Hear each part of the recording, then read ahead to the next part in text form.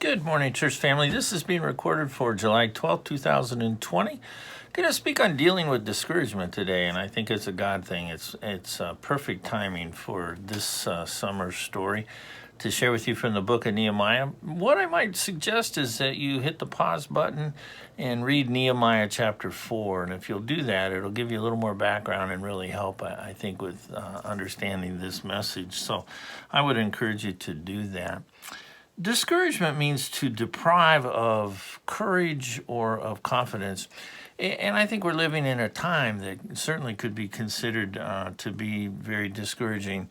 Discouragement is real. It can happen absolutely to anyone, but the Bible gives us some very practical help in dealing with it, especially in the counsel or the advice of Nehemiah in what he was going through. He gives some absolutely great counsel, so I want to share that with you today. The situation in Nehemiah's day was that the walls of Jerusalem were all broken down after the Babylonians had conquered Jerusalem. The walls had been destroyed. Many of the people had been taken captive. That lasted for some 70 years. The Medes and Persians took over. Nehemiah was actually in service to them, doing a great job, as Daniel and the others did in Babylon. So Nehemiah gets a report of what's going on in Jerusalem, how the walls were all broken down. That was true for something like 140 years. With broken down walls around the city, there's no security, there's no honor at all. And when Nehemiah hears the report of how bad the situation was, the walls broken down, the gates burned, and all of that, he's moved to tears, but he's also moved to do something about it. So he gets permission from the king, gets his support, and then goes to Jerusalem to oversee a massive building project to rebuild those walls amongst pretty intense opposition to that happening. If you look at Nehemiah chapter 4 and verse 6, it says, "So we rebuilt the wall till all of it reached half its height, for the people worked with all their heart." Well, a couple of things really interesting about that. One is that the walls had reached half their height. I always think that's a tough place to be, because if you're halfway done, you have just as much to do as you have already done. And that itself, it can be exciting, but it can also be a bit discouraging because you got just as much to do. And people start feeling tired and all, and that can be kind of a discouraging moment. But it also says the people worked with all their heart. So they're determined. I think at this point things really are going very well, but there's a whole lot going on, and we'll see more of that in just a couple of moments. So that's their situation. They're rebuilding the wall. They're working on it. If you think back to our building program and how long that took and how hard we worked and all of that, at times it could be a little discouraging, though it was very exciting to see progress being made. Well, what's our life situation right now? I read a funny thing that says one of the things discouraging to us nowadays are the three B's: balding, bulges, and bifocals. And I read that and kind of chuckled, and then I realized I have all three. So I don't know if that's really funny or not. Can be a little bit discouraging. But in the times right now in which we live, there's so much that could be considered discouraging. This pandemic, most of us didn't know anybody that even had COVID. All of a sudden, we do. Now the grocery store gets closed. It's really, kind of hitting close to home. I think we dealt with it initially with those 10 weeks that we couldn't worship. We come back for 5, now we're off for 3. All of that just kind of discouraging in a way. Just would like this pandemic to be over and things to get back to normal, but it's not always that easy. Think of some other things that possibly discourage you. Like you're in worship and it's 11:25 and the pastor's on point 2 of, say, 8 or 10, and you're like, is this ever going to end? Maybe there's far too much month left after the money runs out, and that's discouraging. Maybe health issues keep coming up for you. Maybe your giddy up did got up and left. My one grandma always used to say here, get up and go, done, got up and went. So maybe you feel that way too, and it's discouraging. Maybe you feel like you have an absolutely great idea and the cold water committee just dumps a big bucket all over your idea. Maybe there's unforeseen layoffs for you. Some of our church family have experienced being walked to the door of their workplace and told they can't come back. Maybe you've experienced the discouragement of seeing your parents aging and going through that whole process that sometimes is not very pleasant. Maybe another couple that were close friends announced their divorce, and that's just so painful and so discouraging to you. Maybe you've watched the news too much, especially the national news, and it's just a downer. It's just discouraging. It's just not uplifting at all. As we think about it, I think we can always find reasons to be discouraged or to get discouraged if that's what we're looking for. Sometimes those things are totally legitimate, but sometimes it's our attitude, and we really have to take a look at that. I think attitude is absolutely everything. So though times may be discouraging, I think we can counteract that with a positive attitude.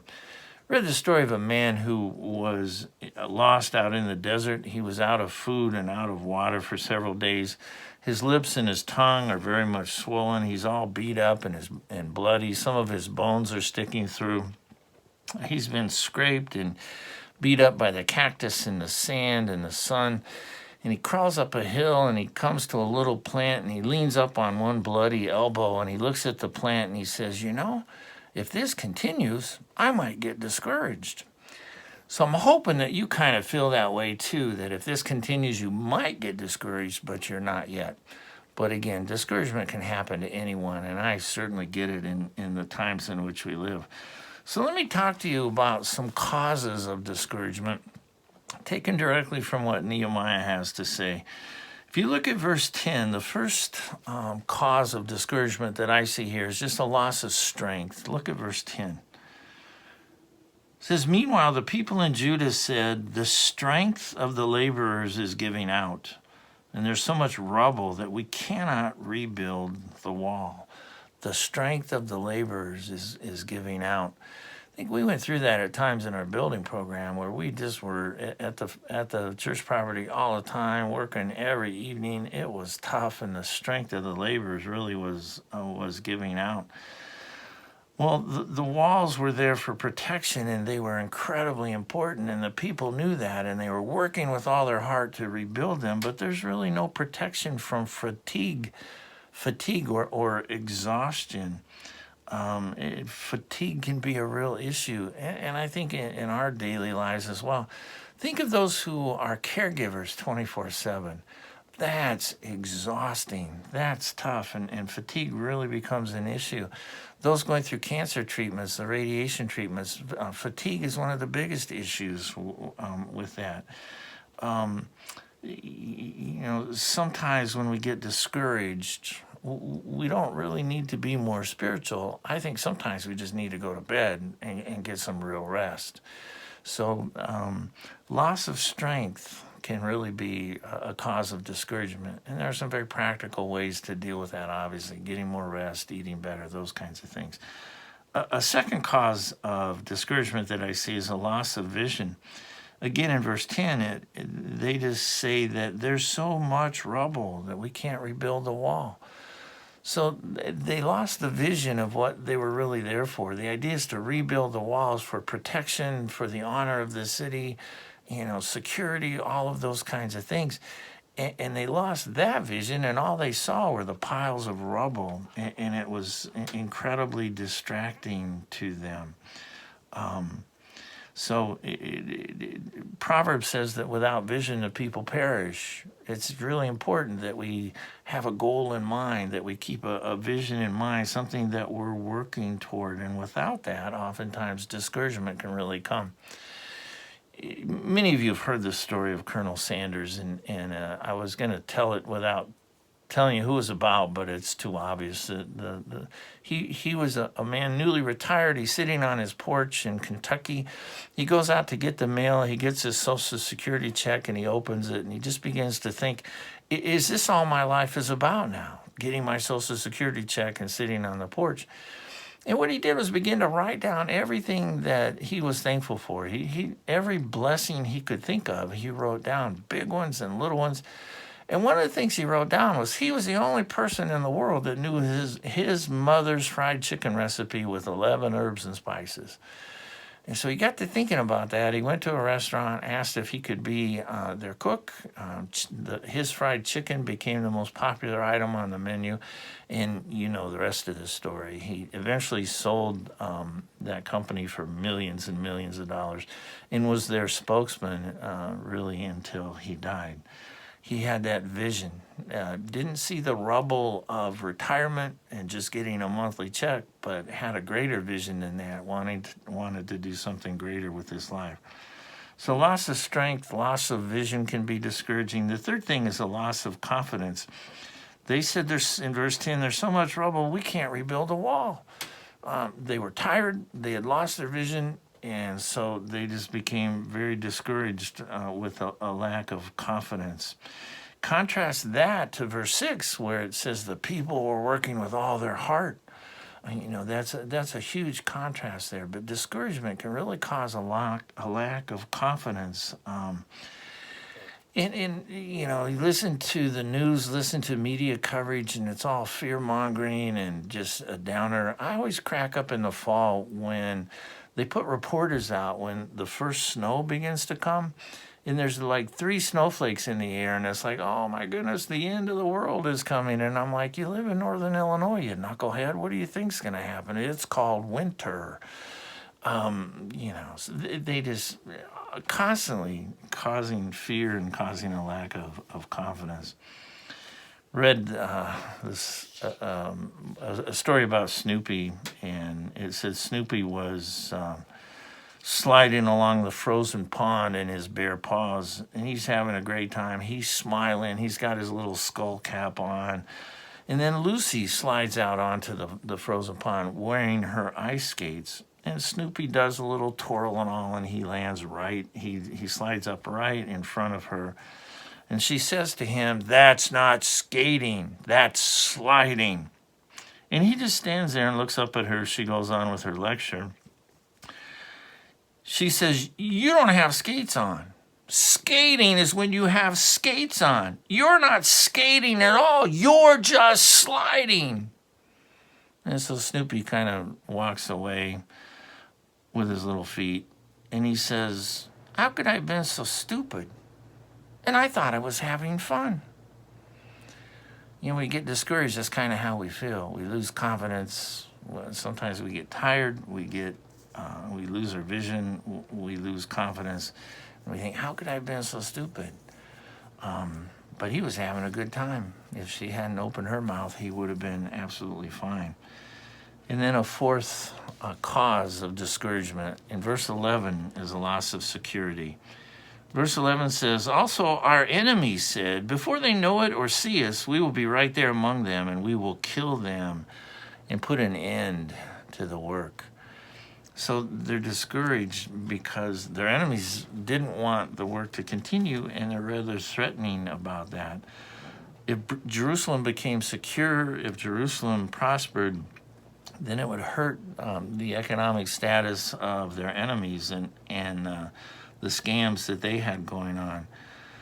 And it could be kind of tough to work constantly looking over your shoulder at what's coming. So those 4 things I think are huge. Causes of discouragement, loss of strength, vision, confidence, and security. You might think of times when you've been discouraged and whether it fits into one of those areas or not. That's certainly not an all-inclusive list, but I think it does cover a whole lot of territory. So let's flip the coin over now and not look at the causes of discouragement, but let's look at 5 different ways to deal with discouragement in productive ways. The first, I think, is to focus on family. Look at verse 13. This is Nehemiah expressing his plan, what the things that he put in place, not just for the success of rebuilding the wall, but to encourage his people as well. Verse 13, he says, "Therefore I stationed some of the people behind the lowest points of the wall at the exposed places, posting them by families with their swords, spears, and bows." Families had been scattered all along the wall. Their society, their culture really centered around family units. So Nehemiah placed family units all there together to stand in the gaps with the purpose of defending the wall and those that they so loved. So the people weren't just guarding the wall, they're guarding their families. They're not just fighting to build a wall, they're fighting to defend their families. Well, here in the church, I use the term family a lot, and that's what I want us to be like, and we are in so many ways. That close-knit bond, that strength and that comfort and that encouragement and that love that comes from family. If we're feeling discouraged, I think it's great oftentimes to think of our family, how much they mean to you, how important they are. And we don't need to be the Lone Ranger or Tonto. We need to be part of a family. One of my concerns about our society now is just having a generation of children that don't know much about family, don't know anything about family dinners. They just know about the drive-through lane at McDonald's or wherever. That's kind of disconcerting. That's something that we really need to focus on and take care of. So to handle discouragement, focus on your family. Number 2, focus on the Lord. Focus on God. Look at verse 14. Nehemiah says, "After I looked things over, I stood up and said to the nobles, the officials, and the rest of them, 'Don't be afraid of them. Remember the Lord, who is great and awesome, and fight for your brothers, your sons, and your daughters, your wives, and your homes.'" If you got to fight, fight. But remember who you're also fighting for. Remember the Lord. Remember that He is with you. So often, I think our greatest discouragements come when we turn inward, when we're looking at ourselves. Our perspective gets very narrow when we start to look inward just at ourselves. I think our fears grow a great deal. We start to focus just on the rubble instead of the vision of God and how great He is.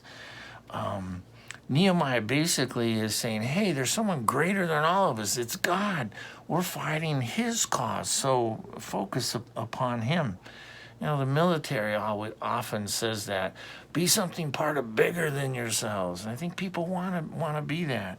If we focus on God, He's bigger than we are. And it's encouraging to think about Him a great deal.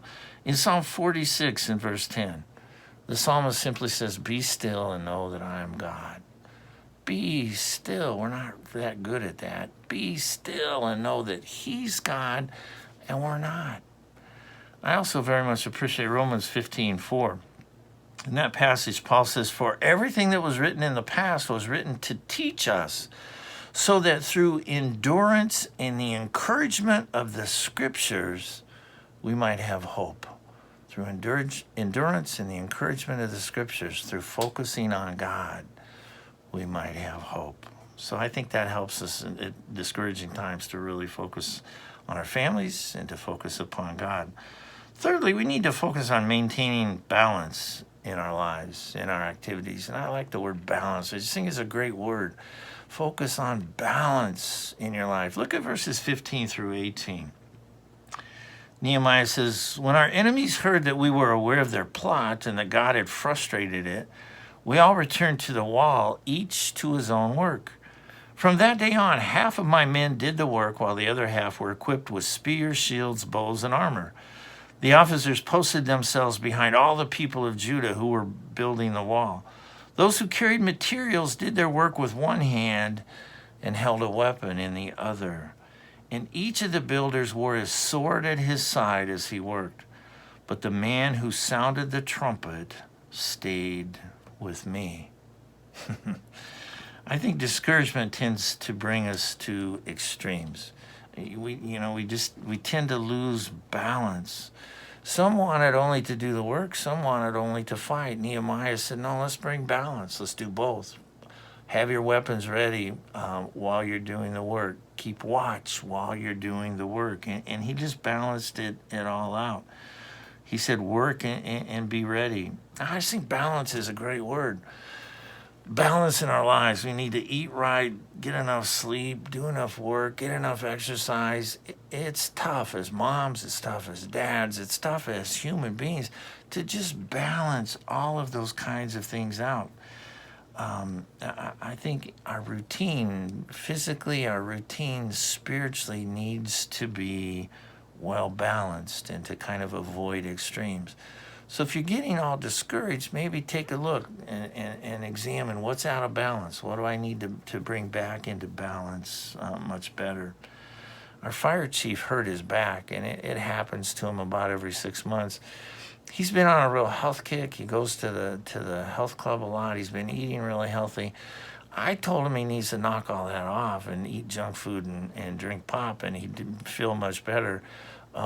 He when I talked to him, he said he had the M&Ms, and I said, all you need is Pepsi and you'll be in good shape, because he likes Pepsi. So that's really not the kind of balance I'm talking about, but it was fun to joke with him about that. So I might say a prayer for him. Hopefully he's much better soon. A fourth way to deal with discouragement is to focus on a rallying point. Look at verses 19 and 20. Then I said to the nobles, the officials, and the rest of the people, the work is extensive and spread out, and we are widely separated from each other along the wall. Wherever you hear the sound of the trumpet, join us there. Our God will fight for us. So Nehemiah just says, nobody's going to be left alone. If there's a threat at one area of the wall, we'll sound the trumpet. You all gather at that place and be the cavalry, and we'll come running to your rescue. Wherever the trumpet sounded. Well, what are our rallying points as a church? I think it's Sunday morning with Sunday school and worship. And that's one of the things so difficult about this, is when we can't do that. It's so important to be together, to see each other. So I think worship is a huge rallying point. When we express that there are needs, that maybe there's been a death, someone is sick, someone having surgery, there are needs like that, people rally in prayer and come together, or just physically show up and take care of the needs and do the work that needs to be done. Our faith is certainly a rallying point. Sometimes suffering, we rejoice with those who are rejoicing. We mourn with those who are mourning. Those are rallying points as well. I think as individuals, our devotional time, our focus upon the Lord, our time in the Word, those are rallying points that mean so much to us. I just think the world tends to beat on us as believers in Jesus Christ, and we need to rally often. That's one of the reasons God created the Sabbath in the Old Testament, that day to stop all the other activity and really focus upon Him as a rallying point. So it's a way of beating discouragement, to rally at those times that are really important. The writer of Hebrews in chapter 10, verses 24 and 5, he said, let us consider how we may spur one another on toward love and good deeds. Rally. Let us not give up meeting together as some are in the habit of doing, but let us encourage one another, and all the more as you see the day approaching. Man, I think the day's approaching, because these days are crazy. So all the more we need to rally together. We need to encourage and support one another. And then finally, a fifth way of dealing with discouragement is to focus on service to others rather than self. Look at verses 21 and 22. Nehemiah says, so we continued to work with half the men holding spears from the first light of dawn till the stars came out. At that time I also said to the people, have every man and his helper stay inside Jerusalem at night, so they can serve us as guards by night and workmen by day. Somebody say, man, Nehemiah's pretty demanding. Well, it was pretty high-risk stuff. Needed the wall rebuilt so they could have some security within the city of Jerusalem. It always helps, I think, to take the attention off of ourselves and put it on others. I have so appreciated at times different members of our church family going through horrible times. And yet they would say things like, well, there's always somebody, worse off than I am. There are others who have more severe problems than I have. And it's always, I think, a huge blessing to hear that kind of thing expressed. Discouragement really hits hard when we begin thinking it's all about me. When each of us says that, it's all about me. We just need to look beyond ourselves. We need to become involved in serving others and focus upon them. In Mark 10:45, it's kind of the theme verse of the Gospel of Mark. Great verse about Jesus, his life and his ministry. It says, "For even the Son of Man did not come to be served, but to serve and to give his life as a ransom for many." Jesus wasn't focused on himself. He was focused on you and on me, on paying for our sins. We need to look beyond ourselves. We need to follow the example of Jesus and find peace and find fulfillment and find a great deal of joy in all of that. Well, these certainly can be discouraging times if we let them get us down. I am not saying at all, folks, that discouragement will never come. Sometimes we do everything right. We do everything that we can possibly do right, and still circumstances beat us up. We're back to worship for 5 weeks, and then, the COVID-19 hit really close to home. And for the health and well-being of everybody, we had to make that decision to close things down for 3 weeks. I just think Nehemiah offers great counsel for us to deal with discouragement. There are plenty of others out there who are deliberately and purposefully very discouraging to us. There are others out there who are very discouraged. Let's focus on the Lord. Let's keep our eyes on him. Let's be encouraging to those around us. Let's smile so big that even the mask we might be wearing can't hide that. Let's lift the spirits of others by sharing Christ with them, his love, and the hope that we have in him, in the kingdom that's to come. I can't think of anything more encouraging than that. It's not always going to be like this. The kingdom will come. May that day be soon. So God bless each of you. I hope you have a wonderful day. One more Sunday apart, and then we can come back and rejoice and be together again. So stay well, stay safe. God bless each of you. And bye for now.